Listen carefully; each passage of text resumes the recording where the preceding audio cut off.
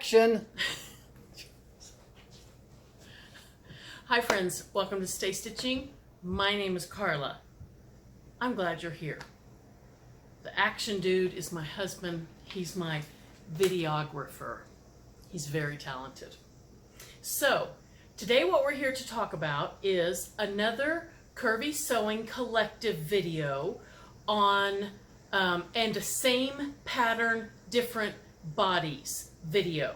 Now, I'm not exactly sure who the other girls who are going to be in here. I should have checked the website before, but if you go to curvysewingcollective.com, that post will be up on the 1st. I'm filming this on the last day of July, which I'm not sure what the date of that is.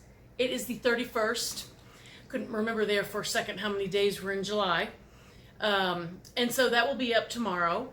And we are doing the Leisl & Co. Gelato blouse and dress. I think one of my cartridges needs replaced in my printer. So please excuse the terrible printing job. You can see the flats right there. Now, Leisl & Co. reached out to the Curvy Sewing Collective collaborators and asked if any of us would like to try one of the patterns in their new curve range. And so several of us said yes. So this pattern was provided to me free of charge.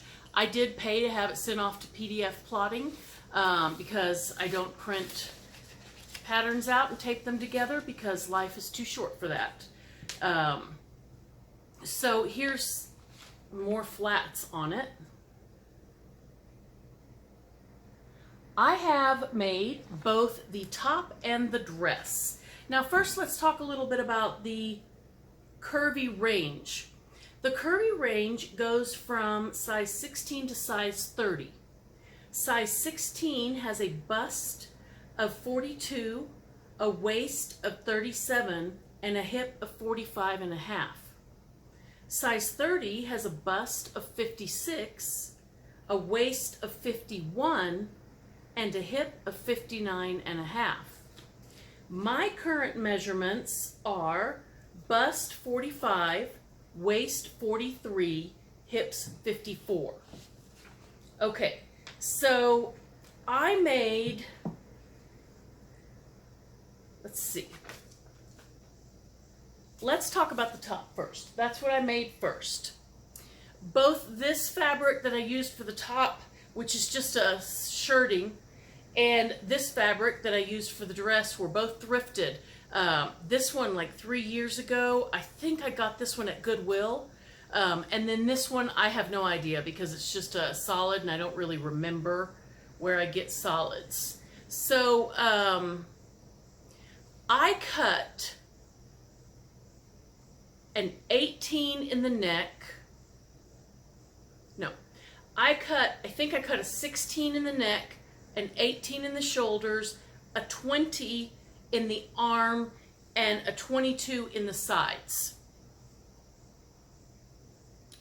So I think if the next time I do this, and I love this top, so I would definitely make this again. I think I would I would take the sides down to maybe a 20. This is roomy and fun. I don't think it looks too big, but I do think it could go down a little bit smaller. It has short sleeves and a flounce on the bottom. There is a seam in the back and bust starts in the front.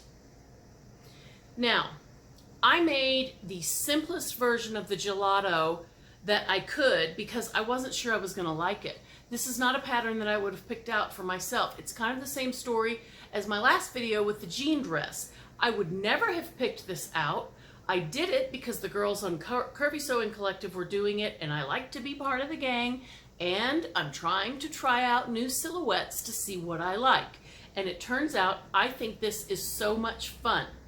Does this make me look thinner? I don't know, and I don't really care. I love wearing it.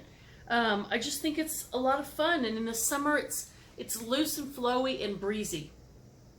So this top also, it's supposed to be made with sleeves that are a few inches longer than this, and then you add a bell ruffle, like a ruffle to it. I don't know how well you can see that. It shows up really well on the flats. That is, okay, you can see the front and the back there.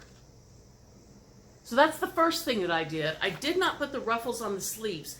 I wasn't sure that I wanted ruffles right up there at my bust line, but in hindsight, looking at this gal, I'm seeing that the ruffles are so much lower, and I might try them just for fun. And then the other thing that I did not do for this view is put on the cute button placket. There's a button placket in the back, which allows you to play further with fabric. If you want to mix fabric, maybe you want your ruffles and your placket to be the same fabric and the body to be a different fabric. You know, you're sewing, you can do whatever you want. Of course, that also is a place to show off fun buttons. And so I would definitely try both of those views. I loved making it. It was super easy to sew up. I had no problems. I mean, you have to gather that flounce, but, and I hate doing it, but I sure do love the top, and I would make it again, even though I don't like gathering very much. Now, let's get to the dress, and possibly the most embarrassing and epic sewing mistake that I've ever made. I can't even, it's so embarrassing, I can barely even tell you. So, I'm sewing along, and I finally get to where I'm supposed to sew the side seams.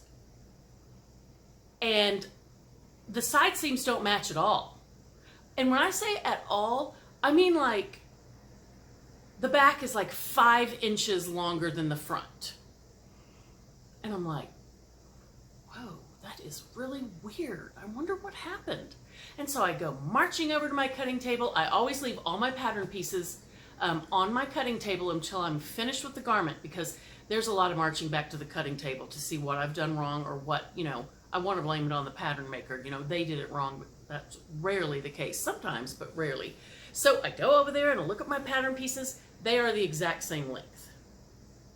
And then while I'm standing there, a couple of little weird, some oddities that I had noticed throughout the sewing process suddenly gelled inside my empty head, like alarms going off and light bulbs and everything.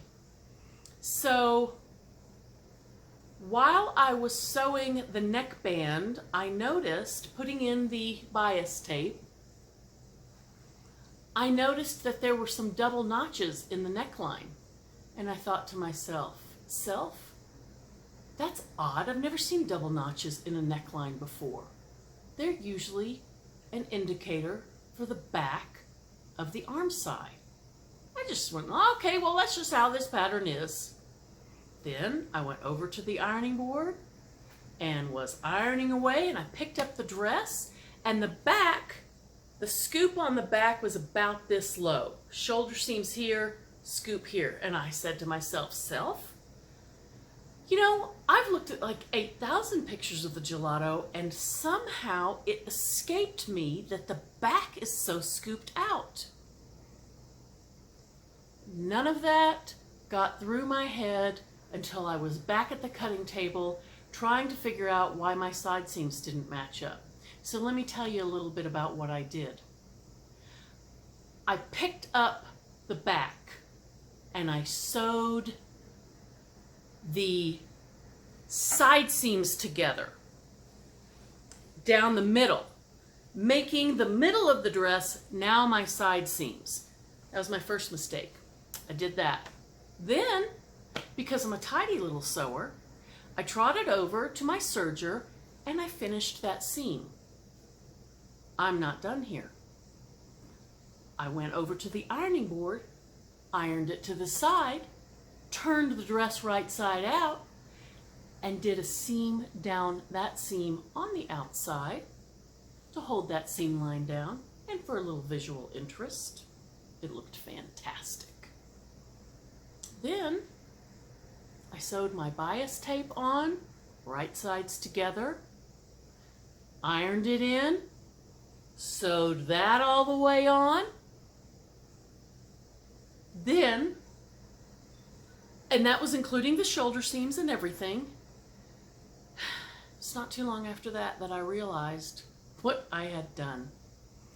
You guys, that was my most epic sewing mistake so far. And why don't I trust myself?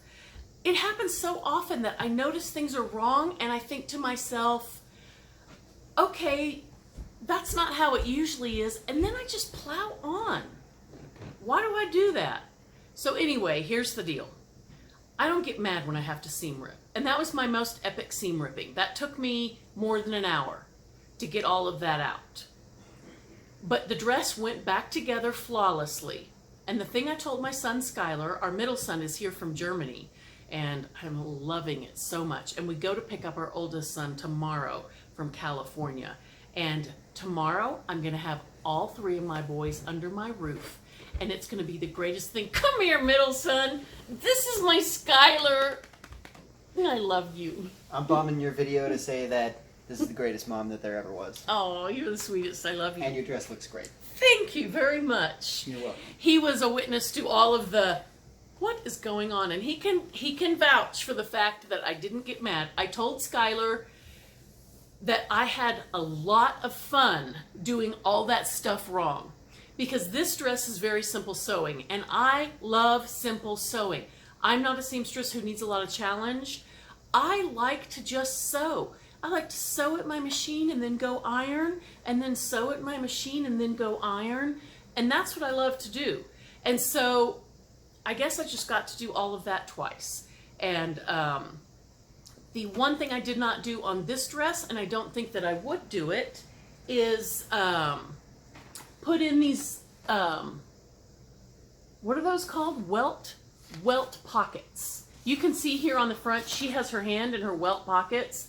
I don't really want pockets right there at my area of concern, and so I didn't do that, and I probably wouldn't. I do need to learn how to do welt pockets, but I'm not going to do them on this dress. I've only had this dress on for the length of this video. I'm not sure if I really like it a lot. I've not ever really worn a shift dress. I'm gonna have to get back to you on that. I liked the jean dress, just seeing myself in the mirror. This one, not madly in love with it just yet. Now, as part of the Curvy Sewing Collective, there's several things that we talk about so that you have a frame of reference. So I already told you my measurements. My body shape is a menopausal hourglass, I guess. The pattern size, again, I think I went 16, 18, 20, and 22. And I would keep a 22 in the dress because it has just the right amount of ease, I think.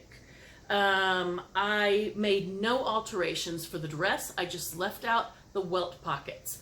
For the top, I used the shorter sleeves, which are the sleeves that belong to the dress. And so I substituted the dress sleeves for the top, and I left off the ruffles on the sleeve, and I left off the button placket. I would definitely do both of those on the top.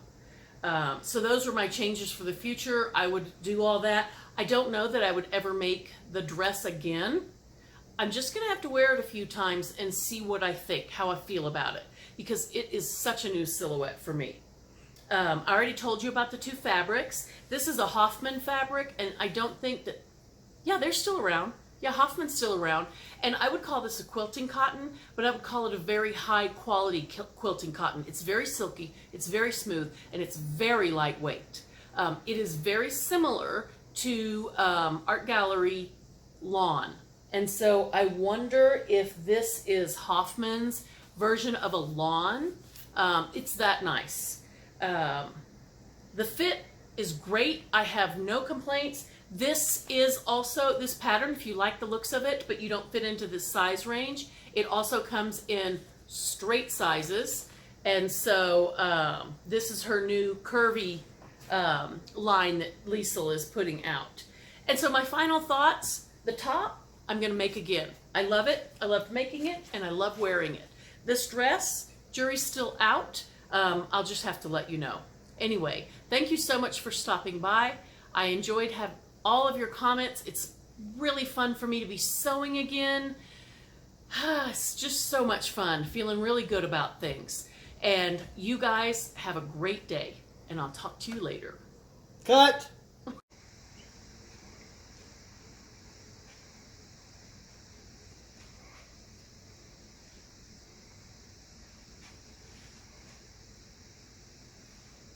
Okay, here's how it looks with the cardigan. I might wear this in the fall, the early fall, with bare legs. Later I would put on tights. This is the Blackwood cardigan, and so you can see what that looks like. I'm sure most of you have a Blackwood cardigan in your wardrobe.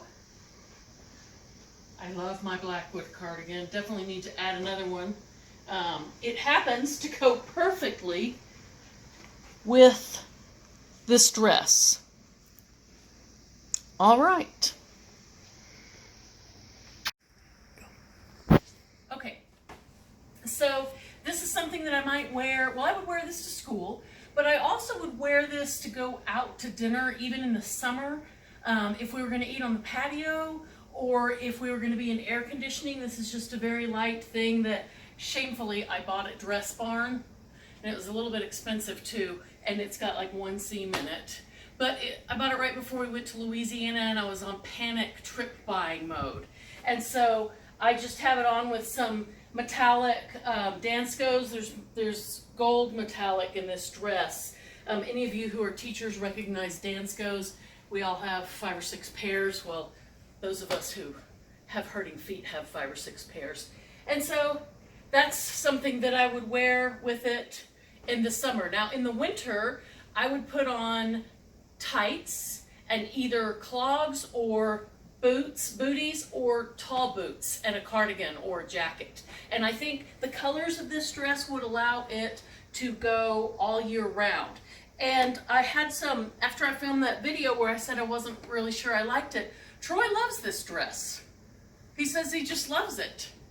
And so I think that's very interesting, and that makes me like it better. If he likes it, I mean, he's the one that has to look at me. So yeah, maybe I'll make a couple more. All right, I think that's it for this dress. I'm going to show you the top now. And last but not least, the top. The Gelato top, minus the longer sleeves and the ruffle and the button placket. This is my favorite outfit that I've shown you. It's something I feel fantastic in. I would totally wear this to work. Little Keen tennis shoes and some stretch capris, which are too hot for today. It's 100 degrees. So I haven't been wearing something like this. I haven't tried this top with big, like culotte, not capris, but ankle pants. And I have some, so I'm gonna have to try that. But here it is. It would have the button placket down the back. And I just love it. I just think it's fun and comfortable. And so I hope you enjoyed hanging out with me and that you are having a fantastic day. Come back and see me whenever you can. Bye-bye.